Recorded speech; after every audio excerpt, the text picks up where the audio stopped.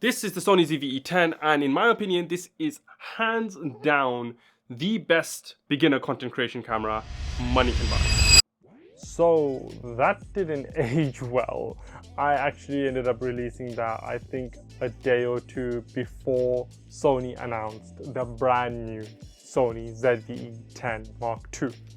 This isn't that Sony ZV-E10 Mark II, by the way. This is the original Sony ZV-E10. And what I want to talk to you guys about is the new Sony ZV-E10 Mark II and the comparison between that and the original Sony ZV-E10. And whether I still think that this is the king of content creator cameras, or do I take back the words that I said in my last video about the Sony ZV-E10 being the king of content creation cameras, eat my words and then completely disregard that video and call the Sony ZV-E10 II the new king of content creation cameras. Anyway, basically, is there a difference? Now, disclaimer, I don't own a Sony ZV-E10 Mark. What I'm going to be telling you right now are the featured kind of the major spec lists coming off of the internet, and I'm just going to run through that for you really quickly. So some of the key features, and I'm going to be reading this out directly for you from the website because I don't own the camera and I don't have these memorized. So one of the big key features is the new sensor. It's got a CMOS APS-C back illuminated Exmor-R, which is a 26 megapixel sensor, so that's an improvement over the 24 point something that comes in the ZV-E10. Obviously, it's still an interchangeable lens camera, but that back illuminated sensor basically makes it better, is what it's trying to say. It's got the latest Bionz XR image processing, which is basically one of Sony's higher end processors.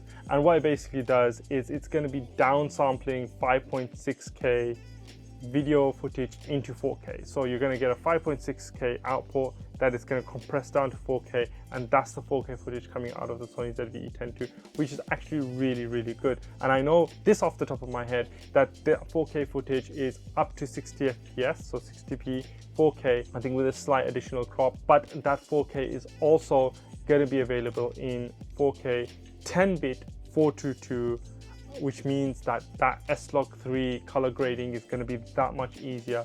This is something that the Sony ZV-E10, the original one, doesn't have. The Sony ZV-E10 is only in 8-bit 420, and so it's not great for color grading S-Log3 footage. My entire workflow is in S-Log3, so that's why that matters a lot to me. It might not matter to you, especially if you're not going to be using log. But hey, there you go. That's one of the kind of outstanding features. You're also getting an improved microphone capsule, which has kind of all-round or automatic AI all-round audio capture. So it's going to be able to tell where you are behind the camera, around the camera, where the audio is coming from, and kind of lock audio focus onto that. So that audio capsule that you've got up here is new and improved on the ZV-E10, and I think it matches the kind of quality that the ZV-E1 has. It's got 759 point focal plane on the face detection autofocus, which basically has got a lot of autofocus points. It's got improved autofocus capabilities.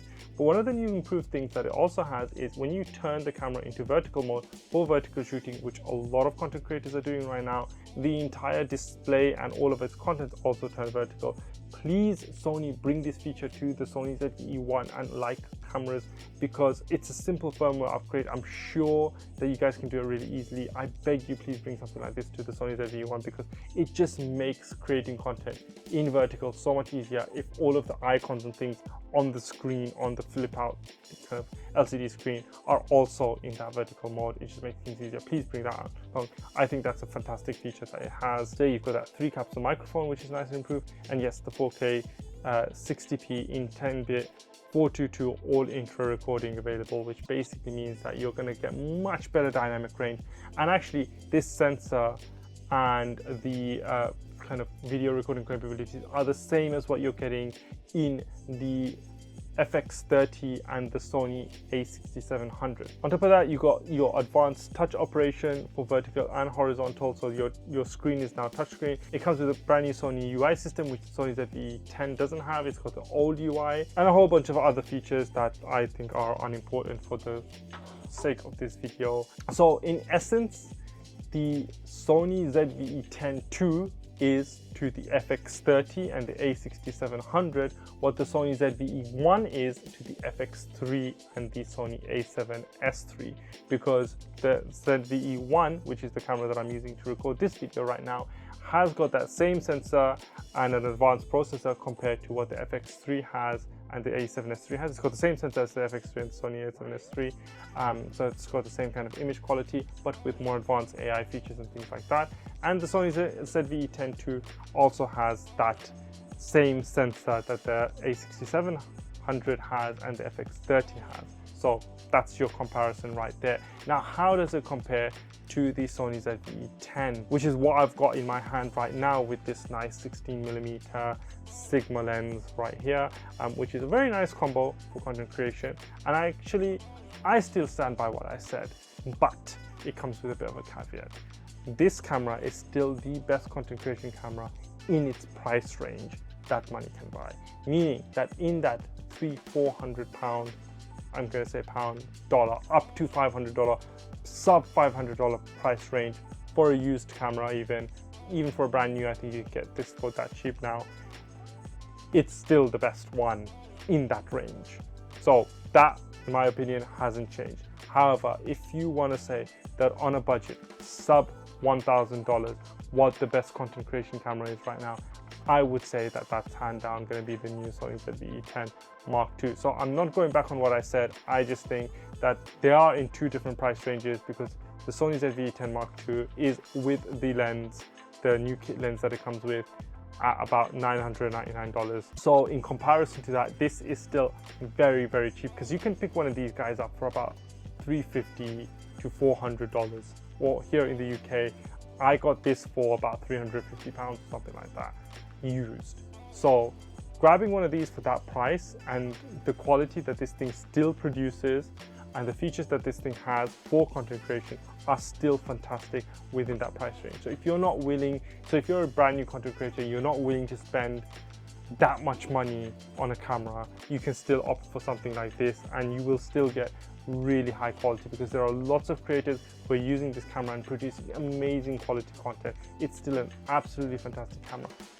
Just that the brand new upgraded Sony ZV-E10 II is a better camera in pretty much all aspects. It's high megapixels, it's got a brand new sensor, it's got a brand new processor, but it's got a sensor that rivals things like the Sony FX30, which is a mini cinema camera, and the Sony A6700, which is probably your best hybrid APS-C camera that money can buy right now. And it rivals that in terms of the quality that it's producing, and it also comes with these brand new features like the vertical mode, your new improved touchscreen and LCD screen, and well, improved audio capsule. All of these things basically overall make this Sony ZV-E10 Mark II a much better camera. Now, I'm really excited to be able to get hold of one of these eventually and maybe test this out for you, but that's going to be a whole different video when and if I can get myself one, because I've got other priorities in terms of gear that I want to get first, and upgrading my Sony ZV-E10 when I've already got a Sony ZV-E1 to the 10 Mark II just doesn't make sense. It's not something necessary for me to get, so I'm not going to get it. I'm probably going to prioritize other stuff first. But hey, Sony Alpha, here's a message to you guys. If you guys are keen on sending out a Sony ZV-E10 Mark II for me to borrow even and just test out, then by all means, please. So